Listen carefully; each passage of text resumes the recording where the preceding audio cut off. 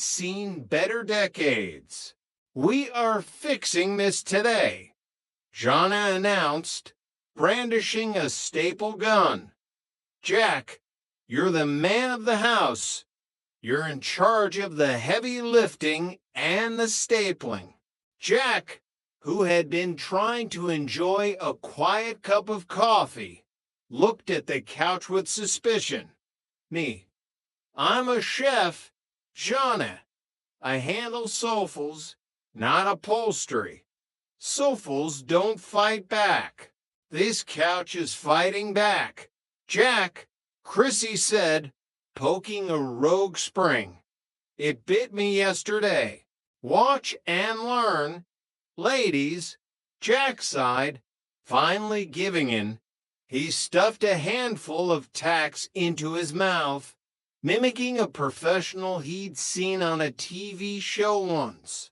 Jack, don't do that, Jana cried. You'll swallow them. Jack tried to explain that he knew what he was doing, but the result was a series of muffled grunts and a frantic search for a glass of water. By the time the couch was fixed, which essentially meant they had pounded enough nails into it to make it a structural hazard, they were all exhausted. I need a beer, Jack declared. The pub. Now, they headed to their favorite neighborhood haunt, a dim, wood-paneled establishment where the peanuts were free and the conversation was usually loud. But tonight, the atmosphere was different. A large, muscular man with a voice like a gravel crusher was dominating the bar. When the trio sat down, the man known to the locals as Kong turned his attention toward Jana and Chrissy. Hey, Blondie, Kong growled, leaning over their table. Buy you a drink? Jana, ever the defender of her own dignity, didn't even look up. No thanks, I'm with my friends. Kong looked at Jack, who was currently trying to hide behind a bowl of pretzels. You with this little runt. Jack's heart hammered against his ribs. He remembered the words of his father, the minister. He who lives by the sword shall die by the sword. But right now, Jack felt like he was going to die by a large, hairy fist. Actually, Jack squeaked. We were just leaving. Jack, Jana hissed. Stand up for us. I am standing up, Jack said, though his knees were currently level with the table. I'm standing up to leave.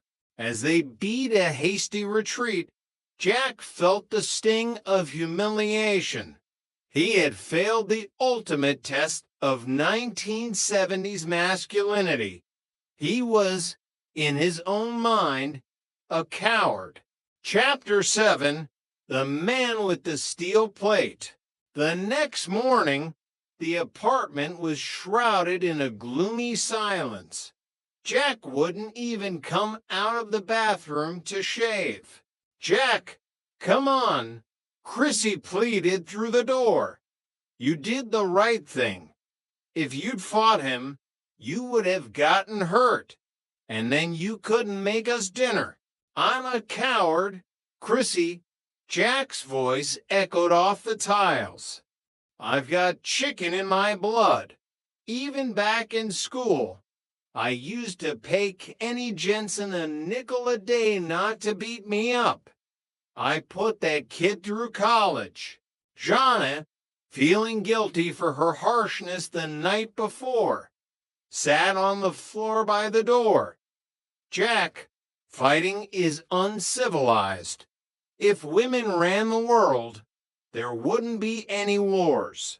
Yeah, Jack grumbled, finally emerging. Just countries nagging each other to death. The situation took a turn for the surreal when Stanley Roper arrived, looking for his Sunday paper. Stanley had heard about the incident at the pub. News traveled fast in the building. "Tripper, I heard a big fella gave you a hard time," Stanley said, a rare note of pity in his voice. "Don't feel bad. You couldn't fight him anyway. You'd ruin your nails." That was the breaking point. Jack decided he had to return to the pub to face his demon. If he didn't, he'd never be able to look at his own reflection again, or at least, he wouldn't be able to look at it without seeing a yellow stripe down his back. That evening, the trio returned to the bar. Kong was there, louder and more obnoxious than ever. He spotted them immediately. Look who's back! The Runt and his bodyguards. Jack stepped forward, his legs trembling so hard he feared he might vibrate right through the floorboards. "Listen, you big moose, you owe these ladies an apology." Kong laughed, a deep, booming sound that made the glassware rattle. He stepped close to Jack, towering over him. "Oh yeah, and what are you gonna do about it?" Just as Kong raised a massive hand, Jonna stepped in. "I wouldn't do that if I were you. He's got a steel plate in his head." Kong paused. "Oh what? A steel plate?" Jonna lied, her voice filled with conviction. "He got it saving his entire platoon in Vietnam. One hit to the head and, well, it's not him you have to worry about. It's the paperwork for your murder trial." Kong looked at Jack. He looked at the supposed war hero. Jack, sensing a shift in the wind, puffed out his chest and tried to look like a man who had seen things terrible, metallic things. I don't want any trouble," Kong muttered, backing away. "I'm sorry. Just don't get mad." As Kong scurried out of the bar, the pub erupted in cheers. Jack was a hero. Later, as they walked home under the Santa Monica stars, Jack felt 10 feet tall. A steel plate.